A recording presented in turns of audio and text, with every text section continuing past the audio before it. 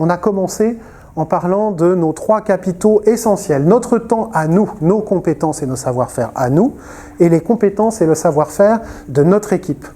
On a géré les diversions comme on a pu, avec en tout cas un nouveau point d'entrée dans nos réflexions, dans nos arbitrages. Lorsqu'une diversion arrive, quels sont les choix que je fais pour la gérer?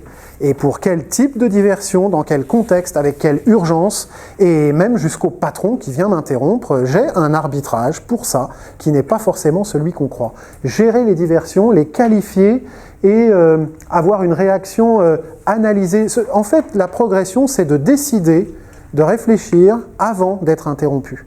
L'interruption arrive, on décide de réfléchir, de se mettre au centre là, avec les 4 flèches.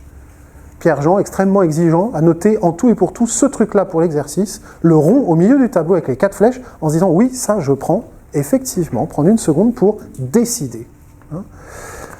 Ensuite, on a la focalisation, avec les 6 principes de la focalisation qui font que les équipes sont efficaces. Et le point essentiel, les 2 points essentiels sont les 2 premiers points sur quoi les gens sont focalisés et est-ce qu'ils sont bien focalisés sur ce qu'il faut. Après, quand on dit rien, ça veut dire qu'on est d'accord. Après, quand on félicite, ça veut dire qu'on encourage. Et les choses se font dans le contrôle et l'accompagnement, dans les 2 derniers points, pour que l'équipe travaille au mieux avec des critères qui sont communs à tous. Donc, notre attitude est scannée, surveillée, suivie toute la journée par nos équipes qui décident si elles sont productives ou pas, par nos félicitations, le fait qu'on dise rien, le fait qu'on contrôle ou pas, qu'on fixe un niveau d'exigence ou pas. Intéressant, une gestion du temps très en amont. Est-ce que les activités PPP sont plus claires avec les 6 catégories? Ben oui, parce qu'on voit en quoi ça consiste.